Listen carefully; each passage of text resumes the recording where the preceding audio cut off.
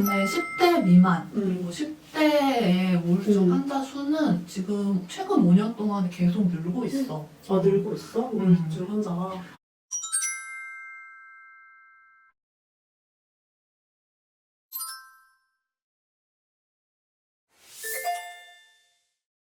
안녕하세요. 이번 주에는 지난주에 산후우울증을 다뤘었는데 이때는 이제 산모의 엄마의 우울증을 다뤘다면 이번에는 좀 소아우울증에 관해서 좀 다뤄보려고 해요. 사실 저는 소아우울증이란 게 있는지도 몰랐거든요. 애기들이 우울증에 걸린다? 이런 생각을 별로 못했던 거. 솔직히 우리가 생각하는 우울증은 뭐 정신적으로 힘들거나 뭔가 아무튼 그런 표현인데 아이들한테도 그런 우울증 증상이 보이는 건가? 그치? 청소년기에는 우리도 우울해본 적 그치, 있잖아. 그치. 청소년 때 항상 우울했지.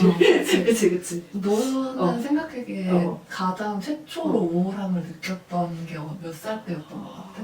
뭔가 확실히 사춘기가 찾아왔을 때 같은데 6학년 때 되게 처음으로 나는 그런 생각, 막 그런 우울감? 뭐 그런 생각을 했던 것 같거든? 근데 그때 살짝 그런 중2병 같은 거에 그치, 젖어가지고 그럴 수 있지. 막 흑화된 그런 느낌? 약간 소설 보고 그 상대 밖을 보면서 그래서 내가 이 세상에 필요한 존재인가 그런 느낌을 처음으로 내 기억 속에 생각해보면 6학년 때가 처음이었던 것 같아. 근데 나는 나 어렸을 때 기억이 되게 많거든? 근데 내가 최초로 기억하는 건 나 7살이야. 아 진짜? 7살 때? 내 기억이 맞는지 모르겠는데 어. 초등학교 1학년? 아니면 유치원 막 이제 맞아. 졸업할 때? 이때였던 것 같아. 네가 기억하는 게 나는 이렇게 누가 데려다주고 이러질 않았어. 어릴 때는 그랬잖아. 그치. 근데 이렇게 가는데 왠지 내가 집에 갔다 오면 우리 가족이 없을 것 같은 거야. 그러면서 갑자기 아니 불안한 게 아니라 뭔가 여기가 녹아내리는 것 같은 느낌을 받은 적이 있다 나는. 진짜? 근데 그게 내 최초의 우울감이었던 것 같아. 지금 생각해보면. 맞아, 그런 감정을 생각했을 때. 근데 그게 진짜 흔하지는 않은데 아동기에도 분명히 존재해.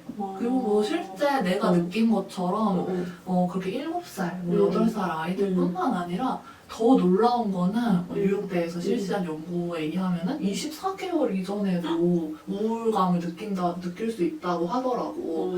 이게 마치 뇌가 발달이 안 됐으니까 우울한 거는 별로 없을 것 같다는 생각도 들기는 하잖아. 근데 40명당 1명꼴로 우울증이랑 비슷한 증상을 보인다고 하더라고. 그 증상이 보통 우리가 볼 수 있는 그런 증상 같은 건가? 예를 들면은 표정이 없어. 표정이 되게 무표정하고 시선도 멍하게 있고 사람들이 이렇게 관심 있게 어른이 이렇게 다가가도 무관심한 모습을 보인다거나 수면 문제가 있는 것도 보이고 이건 정말 어른들처럼 밥 안 먹거나 이런 애기들도 있고 심각하면은 막 머리를 박는다거나 하는 식의 자해 행동도 머리를 박는다고 무조건 그런 그런 건 아니지. 아니지만 우울감 같이 보이는 아이들 중에는 그런 자해 행동 등도 보일 수 있다고 하더라고.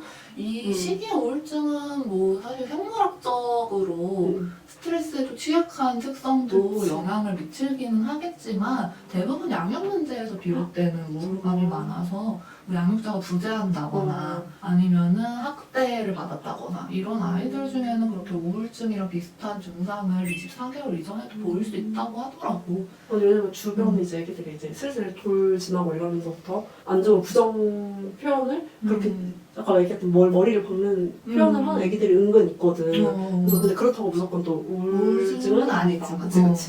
그리고 국내에서 초등학교 한 5만 명을 대상으로 조사를 한 적이 있대. 찾아보니까. 근데 1.18%에서 3.08%? 그러니까 한 1에서 3% 정도잖아. 그 우울장애 유병률을 보인다고 하더라고. 근데 임상 장면에서 병원에서 일을 하다가 보면은 초등학교 입학 시기에만 접어들어도 우울 증상을 뚜렷하게 보이는 애들이 꽤 많거든? 근데 그 우울 증상이 성인이 보이는 우울증 있잖아. 뭐 무기력하다 나온다고 하고 뭐 슬픔에 잠겨있는 표정이라던가 이런 모습과는 차이가 있기는 해. 근데 10대 미만 그리고 10대의 우울증 환자 수는 지금 최근 5년 동안 계속 늘고 있어. 늘고 있어? 우울증 환자가? 이게 또 그렇다 보면은 보호자들 보면은 코로나 코로나 이후로 애가 좀 우울해진 것 같다. 밖에 잘 못 나가고 뭔가 이런 것도 연관이 있는 건가? 코로나 때문에 아이가 우울해진 거 아니냐 이렇게 질문하시는 보호자분들도 꽤 있더라고. 실제로도 이렇게 궁금해하시는 분들이 많았고 우울하지 않더라고. 코로나 이후로 정말 우울한 사람들이 늘었는지. 연구가 뭐 할 말이 많지는 않은데 지금 뭐 코로나가 터진 지 얼마 안 되기도 했고 사실. 네, 국내에서만 보면은 코로나는 2020년 초, 2019년 말 이쯤에 터졌잖아. 근데 국내의 통계를 보면 2018년 정도부터 계속 늘어오기는 했거든. 그럼 또 굳이 또 코로나 때문은 아니면 그 전부터 그렇지. 그랬으니까. 코로나가 막 크리티컬하게 우울증에 영향을 미친 요인이다라고 보기는 약간 어려울 수 있을 것 같기도 해. 분명히 영향을 준 부분도 있기는 하겠지만. 그 지금 얘기하는 건 소아 우울증의 양을 얘기하는 거지. 그것도 되게 신기한 일이긴 하다. 성인뿐만 아니라 소아도 계속 코로나 이전부터 늘고 있었으니까. 근데 이제 코로나가 이제 종식이 됐잖아. 어느 정도. 그치. 그리고 일상으로 돌아갔잖아. 그런데도 우울증이 점점 늘어나고 있다는 거는 이게 좀 사회적인 요인, 환경적인 요인도 있을 것 같긴 하네. 그냥 또 코로나 때문이라고 볼 수가 없긴 하니까. 근데 그러면 그 아까 성인이 보이는 우울증 증상하고 소아 우울증 증상이 좀 다르다고 했잖아. 그러면 그게 좀 소아 우울증 같은 경우는 좀 어떤 증상을 딱 보고 알 수가 있을까? 우울하다는 건 되게 복잡한 감정이거든. 그치. 사실 그거는 누구나 느낄 수 있는 감정이니까. 그치. 근데 보통의 우울 장애라고 하면 정의가 신체적인 증상도 있고 그리고 정서적인 증상, 인지적인 증상 이렇게 세 가지가 있는데 예를 들면 신체적으로 피로감이 늘었다거나 뭐 과수면이나 불면 같은 수면 문제가 생겼다거나 식욕이 뭐 급격히 줄었다거나 입맛이 없는데도 계속 먹게 된다거나 이런 식의 문제들이 있고 정서적으로는 뭐 그냥 기본적으로 슬픈 감정 슬프고 공허하고 즐거움이 줄고 짜증스럽고 이런 거. 인지적으로는 집중이 잘 안 되고 뭐 별일 아닌데도 과도하게 자책하는 생각이 든다거나 자기 비하하는 사고가 늘었다거나 이런 것들이 포함이 되는데 아동기는 뭐 말할 것도 없고 청소년도 사실 그걸 표현하기가 좀 어렵기는 해. 물론 뭐 인지가 너무 좋고 표현력이 좋다면 말할 수도 있지만 아직 죄책감이라든지 뭐 우울한 감정이라든지 집중력 이런 개념이 잘 형성되지 않은 시기이기 때문에 자기가 어떤 상태에 놓여 있는지 인식하는 것 자체부터가 좀 어려울 수도 있거든. 그 감정 자체를 우울하다 이렇게 이게 무슨 감정인지 이런 거 잘 모르잖아. 그치? 어른도 사실은 어렵기도 하잖아. 그래서 표정이나 이런 게 우리가 생각하는 우울감이나 이런 거보다는 애가 조금 역치가 낮아진 느낌이 더 강할 수 있어. 그러니까 텐션이 좀 낮아졌다. 텐션도 낮아지고 역치라는 게 사소한 일에도 갑자기 짜증낸다거나 화낸다거나 이런 식의 치가 낮아진 것 같은 느낌이 좀 많이 들 때가 있고 갑자기 울음을 터뜨린다거나 짜증이 느는 이런 감정 기복이 좀 심한 모습을 보이는 경우가 많아.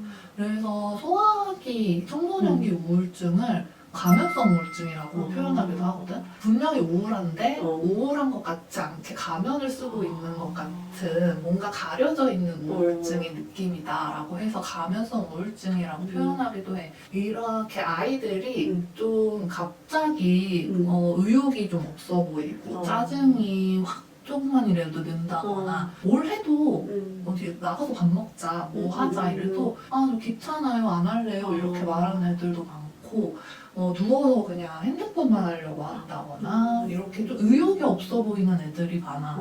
근데 행동도 되게 느려지고 이런 게 사실 신체적으로 인지적인 증상이기도 하거든. 우울하면은 뇌 활동이 느려질 수밖에 없으니까 애가 에너지도 없고 행동도 좀 느려지고 그래. 이게 요즘에 ADHD가 또 미디어에서 되게 많이 보이잖아. 그렇다 보니까 보호자들은 이제 혼내다가 애들이 얘 ADHD인 것 같다. 조용한 ADHD 같아요. 이러고 데려오는 경우들이 많아.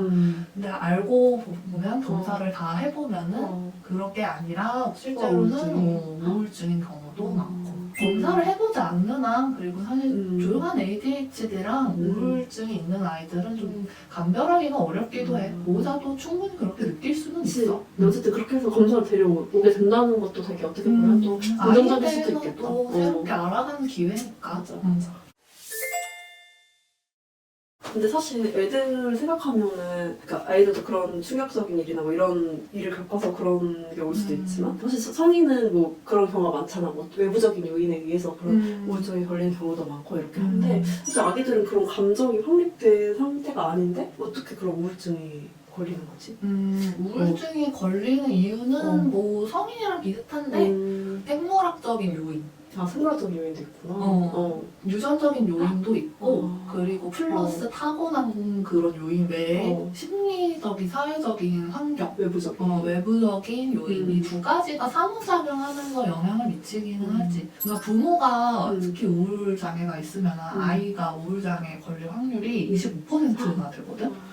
유전적인 소인도 분명히 있을 거고 엄마가 우울하다 보면은 뭐 양육도 잘 챙기기 어렵고 그러다 보니까 지난번에 말한 것처럼 아이도 우울해지는 경향이 있는 것 같기도 하고 관련해서 가장 잘 알려져 있는 이론이 취약성 스트레스 모델이라고 하거든.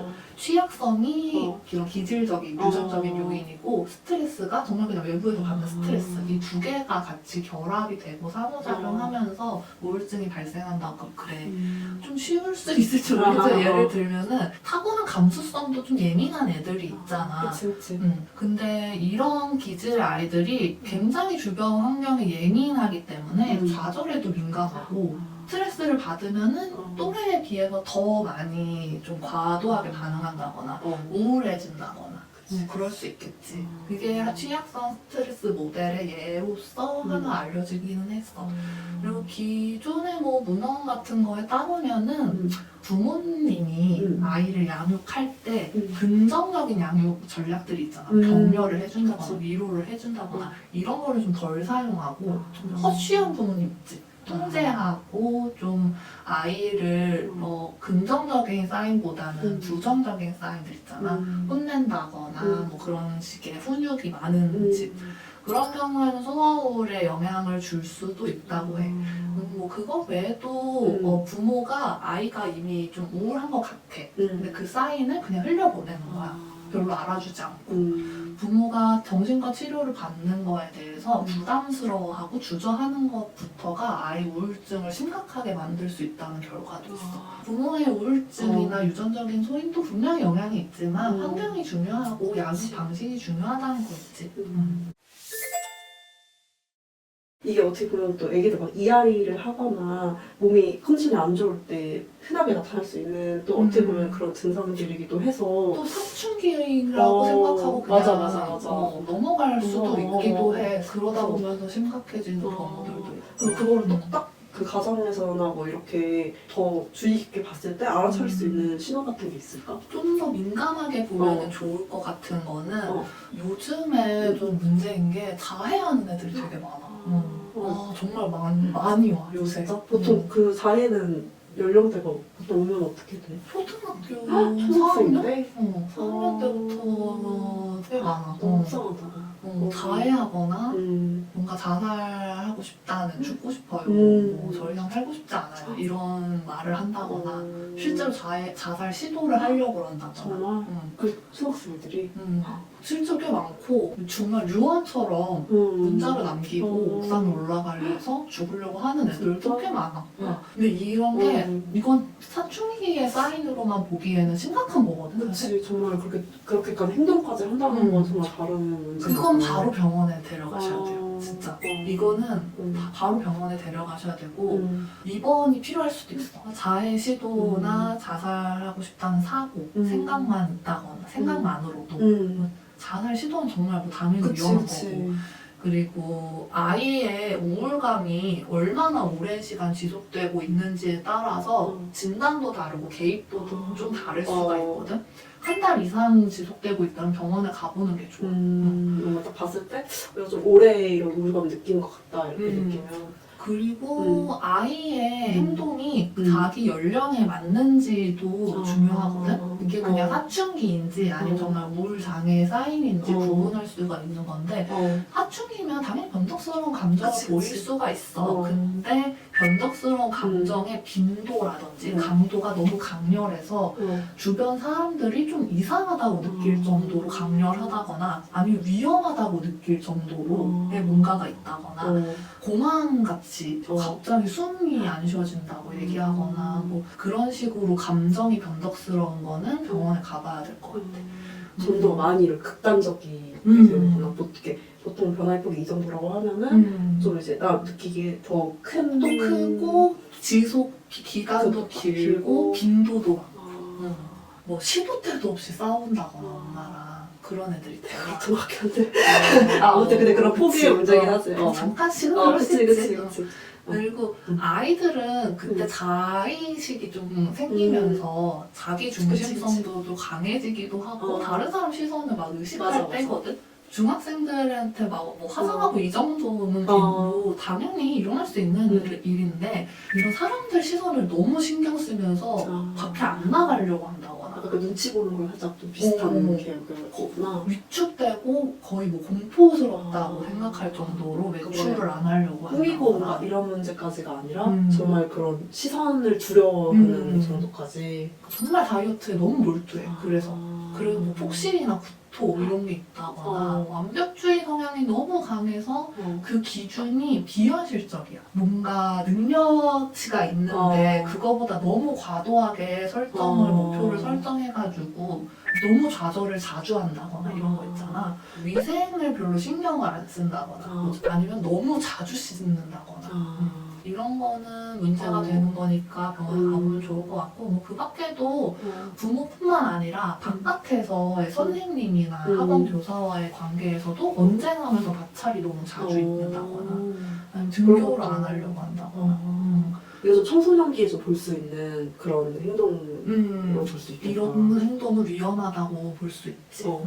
이거는 우울증의 사인일 수도 있으니까 또 꼭 우울증이 아니더라도 다른 정서 문제로 갈 수 있는 사인일 수 있으니까 확인을 꼭 해보면 좋을 것 같아. 그리고 가족 중에 우울증이 있거나 정신과 병력이 있으면은 아이가 그런 증상을 보였을 때 빨리 캐치해서 가보는 게 좋아. 가족력이 생각보다 높거든. 진짜 질병이 꼭 뭐 왜 우리 이렇게 할 때도 뭐 당뇨, 뭐 고혈압, 암 이런 거 체크하는 것처럼 사실 그런 정신적인 것도 유전이 있었구나. 그리고 뭐 당연한 거지만 충격적인 사건이 주변에 그거야. 최근에 있었는지 특히 중요하게 느끼는 사람이랑 헤어졌거나 사별을 해서 다시 만나지 못했을 때 우울감을 경험하는 애들이 많거든. 그거야 뭐 워낙 큰 스트레스 사건이니까 꼭 가보면 좋을 것 같아. 근데 이제 보통 그러면 우울증이 이제 성인이 이렇게 하면은 또 우리가 약을 처방을 받거나 그런 식으로 이제 뭐 치료를 받잖아. 뭐 아이들 같은 경우도 이제 우울증 진단을 받으면 약물 치료나 뭐 이런 거는 똑같이 받는 건가? 약물 치료를 말하지 않을 수가 없어. 나는 의사는 뭐 아니지만 특히 우울장애는 부모가 자녀한테 약물 치료하는 걸 좀 꺼려하면은 꺼려서 안 하려고 하면 치료 효과는 거의 없다고 생각해. 나는 긍정적일 수가 없어. 약물 치료를 안 하게 되면은. 근데 부모도 사실 약을 먹인다는 게 불안할 수밖에 없잖아. 그치, 어쨌든 이게. 근데 이게 뭐 찾아보면 알겠지만 항우울제가 중독성이 있다는 생각으로 안 먹이고 싶어 하시는 분들도 있고 성격을 바꾼다는 모발 그거 말고도 의존적인 게 너무 심해져서 평생 먹어야 될 수도 있다 이렇게 생각하기도 하고 그리고 신체적으로도 살이 많이 찐다거나 이런 부작용이 그런 게 걱정하시는 분들이 하는 것 같아. 그런 부작용이 있는 것도 맞아. 근데 중독성이 있다거나 이게 의존적으로 만든다는 거는 사실 밝혀진 건 없거든. 이게 심리적으로는 그렇게 느낄 수는 있기는 해. 그치, 그때 당시에 이제 치료 과정에서는 뭐 없으면 괜히 불안하고 약이 없으면 불안하고 이러면서 의존적으로 심리적으로는 될 수가 있는데 이게 정말 약이 약물에 대한 중독성이 있다거나 심리학적인 뭔가를 바꿀 정도로 중독적인 뇌를 만든다거나 이런 거는 아니거든. 부작용으로 흔한 게 아까 말한 것처럼 뭐 살찌는 거 뭐 좀 있을 수 있어. 그리고 소화가 좀 잘 안 된다고 느끼는 사람도 있고 약간 나른해지면서 졸립다고 할 수도 있고 또 어떤 약은 에너지를 좀 올리는 약이다 보니까 오히려 사람이 아예 다운되어 있으면 자살 시도도 잘 안 하거든. 에너지가 좀 올라오면 자살 시도하는 애들도 있기도 해. 그리고 어린이든 아니든 부작용 중에 그런 게 있다는 거지. 근데 처방대로 복용하고 갑자기 복용을 중단한다거나 그런 위험한 행동만 하지 않는다면 심각한 부작용은 드물고 아예 없다고 말할 수 없지만 또 모든 약은 부작용이 있으니까. 근데 어쨌든 약물 치료를 해야 우울증 같은 경우도 치료에 있어서 좀 유의미한 결과가 있다 이렇게 맞아. 얘기를 하는 거지. 그 성인은 우울증 보니까 이제 바깥에 있는 활동을 그러니까 뭐 운동을 한다거나 뭐 이런 식의 활동을 또 하면서 나아지는 경우가 있는 사람도 있더라고. 아이들도 근데 그러면은 비약물 치료로 뭔가 할 수 있는 할 수 있는 게 있긴. 집에서 내가 하면 좋을 것 같은 거는 20분 정도는 같이 외출하고 이런 시간 낮에 햇빛 받는 게 중요하긴 하거든. 그리고 나는 위생 관리를 잘 해주는 것도 정말 중요하다 생각해. 안 씻고 침대에 누워서 핸드폰하고 이게 수면에도 정말 안 좋고 우울증이 나아질 수가 없어. 우울한 기분이. 때 되면은 씻게 하는 거랑 그리고 핸드폰은 하더라도 책상에서 하거나 뭐 거실 뭐 소파에서 하거나 이렇게 침대는 정말 자는 장소로만 해서 침대에서 뭔가를 하지 않게끔 그렇게 좀 인식이 돼야지 잠도 침대에서 잤을 때 잘 오고 잘 깰 수 있거든. 또는 신경 써주면 좋을 게 약 복용하는 거 그냥 제때제때 신경 써주는 거랑 아이한테 우울증에 대해서 너무 숨기려고만 하진 않았으면 좋겠어. 의사소통을 잘 해야지 그거에 대해서 아이의 우울감에 대해서 그 병과 같은 것도 의사한테 잘 말할 수가 있고 그리고 아이랑 아이도 그 소통하면서 느끼는 위로나 수용받는 느낌이 분명히 있어. 그래서 나는 너무 이거를 쉬쉬하고 그냥 의사한테만 맡겨야지 아니면 치료사한테만 맡겨야지라고 생각하기보다는 아이랑 엄마 아빠가 같이 얘기하는 시간이 좀 많았으면 좋겠기는 해. 근데 우울증 같은 경우는 어떻게 만약에 약물치료를 하고 하면은 그런 정서적으로 좋아질 수도 있는 있고 거지. 이 얘기 되게 요즘 많이 흔하잖아. 그냥 감기 같은 맞아. 사람이 그냥 어떻게 안 우울해? 찾아보면은 우리도 아까 그 얘기한 나도 우울해. 정말 그 사람이 항상 그런 기복이 늘 그래. 있는 거 맞죠? 좋을 때가 있으면 맞아. 나쁠 때도 있고 인생이 그런 거 아니겠습니까? 근데 이제 그게 너무 이제 심각할 정도로 아까 그 얘기한 대로 도움이 필요한 거지. 죽음을 생각한다거나 뭐 이렇게까지 심각한 정도가 되지 않도록 하면 그리고 병원에서 하는 약물 치료 외의 치료로는 뭐 상담도 있고 인지행동 치료가 제일 유명하기는 해. 인지행동 치료는 쉽게 말하면은 인지, 내가 생각하는 게 감정과 연결되어 있다라고 말하는 건데 사람이 어떤 사건을 겪어, 스트레스 사건을. 그럼 거기에 대한 생각이 있잖아. 예를 들면 나 이런 일이 생겼다니 망했다. 라고 생각하면 그 사람은 우울할 수도 있다는 거지. 절망할 수도 있다는 거고.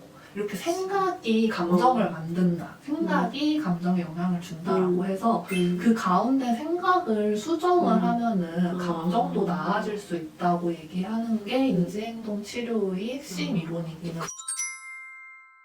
어쨌든 가장 중요한 거는 부모가 또 그걸 수용을 하고 중요한 거는 백날 치료를 해도 약의 방식이 변하지 않으면 아이는 변하기 힘듭니다.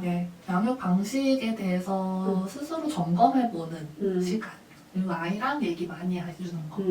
그리고 중요한 게 아이의 상태를 객관적으로 인지하고 수용해주는 태도. 이 3가지 정도는 기억해주면 좋을 것 같아요. 그치. 근데 우울감이라는 거는 누구나 겪을 수 있는 감정이긴 하지만 심각한 그런 정도로 이렇게 되지 않기 위해서는 만성화되면 안 되니까. 빨리 제때제때 치료를 해주는 게 좋을 것 같죠. 여기까지 하고 네. 궁금한 점이 있다면 네, 또, 남겨주시면 또 말씀을 드리겠습니다. 또 좋은 얘기 들려주셔서 감사합니다. 감사합니다.